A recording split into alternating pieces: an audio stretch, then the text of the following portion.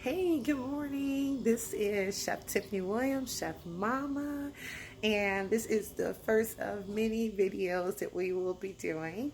We have launched our Fan for You YouTube, and we're on Twitter, Instagram, Snapchat, TikTok, and Facebook.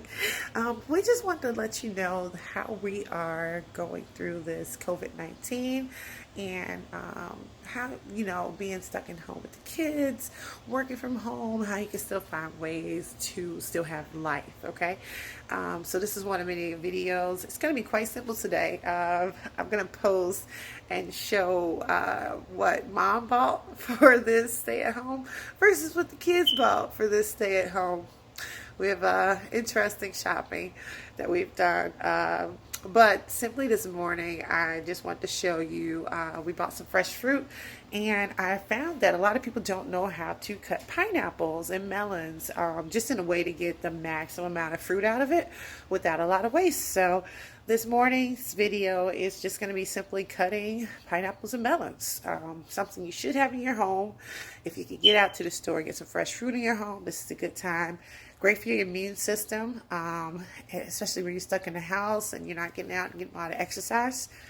We don't know how long this thing is going to last, so if you can get out and get some fresh fruit, please do so. So I always start with washing your fruit. Fruit travels. We live in the city of Chicago, so we know that it is not growing here. It is traveling from across the country, sometimes even out of Mexico. This one is actually Guatemala. So a lot of travel, a lot of dirt. You definitely want to clean it off a bit.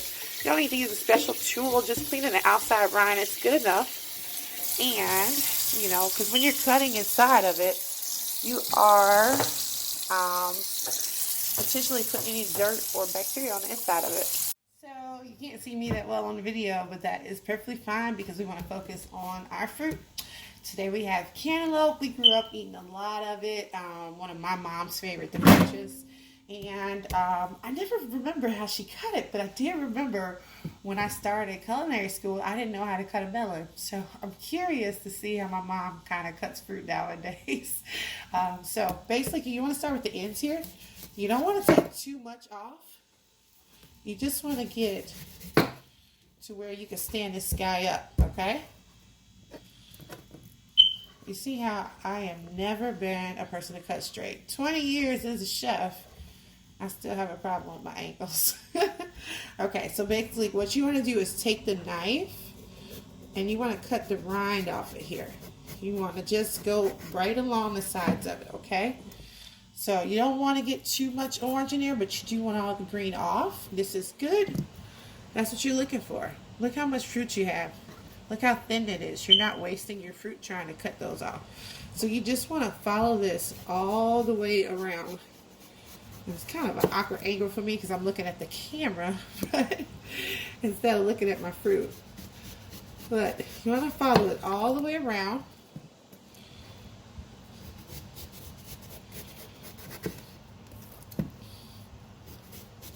And I'm doing it slow so you guys can see what I'm doing. I wouldn't usually carve it like this with my knife. I would go straight down, but I want you guys to see what I'm doing and how to do it and how easy it is.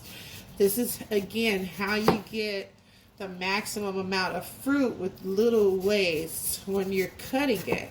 I see a lot of people cut, but they have a lot of waste, and they're throwing away most of the fruit that they purchase. I'm a stickler for these extra little green pieces, so I do like to get them off of there. So you can just slide your knife down and get them off. All right. Now you got somewhat of an awkwardly angled shape going on, but you still have a whole piece of fruit. Not a lot of waste. So like I said, I like chunks of fruit, so I cut them into thick chunks. And just go down a little bit like that. So this is what you're ending up with. This is what I like. So because I know my kids will come in and nibble at them throughout the day, I just put them in some little storage containers. We'll keep one in our refrigerator. When they wake up, I'll have some out on the table already so they can just come in, wash their hands, of course, and just grab some fruit. If it's available, kids usually eat it, especially if they don't have to do any work. Especially if you have teenagers that don't want to cook, little kids that are just running in for a sec so they can go get back on their devices. If you have this stuff sitting out on your table or in your refrigerator, right, where they can see it versus chips and any cookies and things like that, they'll grab it more than likely without you telling them. You know, it's just about having it available. One of the things that I used to do is always buy juices and, you know, just 100% juice and have fruit available for the kids so that we weren't always eating any super sugary and fatty items in our homes, especially having a son that's diabetic. I stayed away from purchasing those things. Okay, so next are pineapple. People get intimidated by cutting pineapples. I've seen people cut it. They recommend you cut it in quarters sometimes and take the core out. I like to do the same method I did with the cantaloupe and get the sides cleaned off first. So I do cut my base so I can have a nice base on the bottom, right? And my top. All right, so that's trash or compost again, or tapache, which is a great Mexican drink. If you never had it, fermented pineapple, good stuff. Thanks, Norberto. All right, so same method. What you're going for here is cutting down to pineapple. You want to get rid of those eyes, okay? So you can see those eyes there. We're going to come back and just clean those up, okay? But you're following the same thing. Again, a pineapple is not square. So you're not just going to go around and cut a square. You're going to lose a lot of your fruit that way. You want to keep the maximum amount of fruit you bought, you know? And again, you want to get rid of those eyes. So again, here we are. You want to have thin pieces like that you're throwing away. Not big chunks. Not big chunks. So I'll give you an example. I've seen people cut pineapple like this. And I'm going to clean that up because I want to eat that. But look how much of your pineapple you're wasting there. Okay? You don't want a clean side like that. Unless you're doing some type of decor, maybe. But you want to make sure you're not losing a lot of your pineapple. You see the difference there? So again, you're cutting it really thin. You're just getting it close to those eyes to come out. I'm going to just get our pineapple out of this piece here because we don't want any waste. Look how much pineapple we're about to throw away from cutting it wrong. That's a lot. All right. So I just did that as an example of what not to do or how much you're wasting, just to show how much we're wasting when we're cutting our pineapples, okay? So again, with the cantaloupe, we just go back around and cut these little eyes off because those are not good to eat for me. I've seen people eat them, but it's a little sharp taste on your tongue and in your mouth. I prefer not to eat them. Okay, so from here, I'm going to get a little eyes off our piece that we cut wrong here. And I'm going to go ahead and put that in a bowl. All right, from here, your pineapple. Straight down the middle, okay? All right, straight down the middle. In the middle of this pineapple is a core. You see that? That's the core. Now, edible or not edible, debatable. I don't eat the core. When my son was a baby and we ever had pineapple, we would take the core out, freeze it, and give it to him while he was teething. Good source of fruit.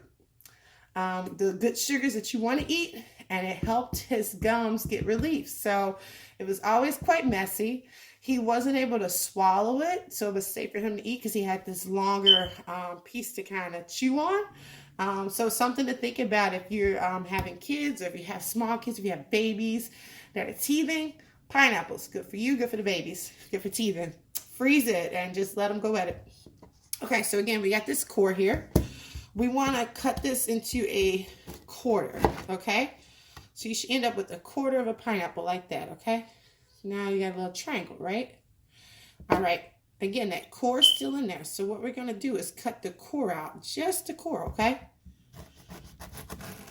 So to do that, you are cutting here, okay? Now you got the core out. Now you got some good pineapple here. This is the core that I was telling you about. It's pretty bendable. But we would freeze this and give it to Jonathan and to the kids when they were babies, when they were teething. You got 4 of them. So you got a little bit of stuff to use to help the kids when they're teething. That's a mommy tip for you. All right, so you cut your cores out. I don't need my cores because I don't have any babies. Again, good for your garden. You know, why not use all this stuff to put it back in your garden? You're creating some flavor in there. And I'm not a gardener, so get some, tips on that. But I assume that you can use all this for compost. All right, so now you got 4 wedges here. I'll show you this. 4 little wedges there. Hopefully you saw it. Let's see. 4 wedges there. All right. And let me get this set back up. What you want to do is, I like to cut like a couple of strips in there. So I got a couple of strips. This is what you'll see at the deli department. These strips like that. That's how they got them. Now that's just 1 wedge. That's 3 pieces. And I'm just going to cut these into 3 more pieces. So now I got 6 little cubes out of that the kids and I'll eat. Again, they do not like to cut pineapple, but if it is cut, they will eat it. And that's how you get your kids to eat these healthy fruits. Put it out on the table, have it ready for them when they wake up, put it in the refrigerator in advance, and have it on a top shelf for them to see it. They will eat it. You don't have to force them.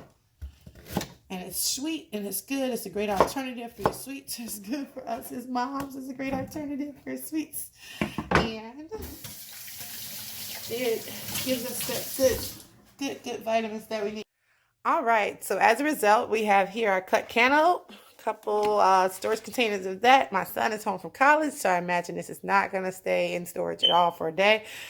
We have pineapples. I got some grapes that we got from the store and strawberries. I am a stickler for strawberries. This also is one thing that causes a lot of waste.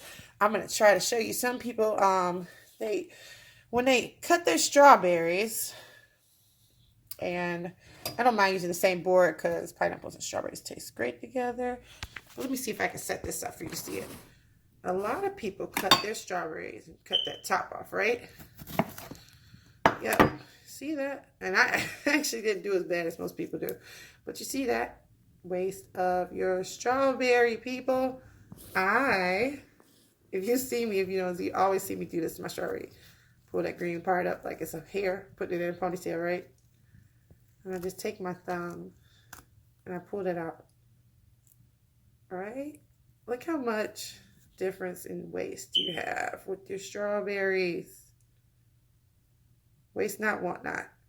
If you ever see me eat strawberries, you will see me, as I say, pull up the hair into a ponytail.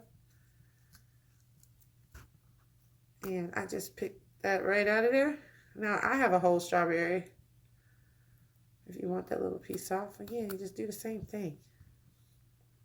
I have a whole strawberry. This is not a whole strawberry. Stop wasting your fruit, people. All right, my kids love smoothies, so guess where that's going? Right in the smoothie cup. We're gonna put some pineapples in there, and we'll have some strawberry pineapple smoothies for breakfast this morning. If you don't have a Ninja blender, it is all right. Just enjoy your fresh fruit.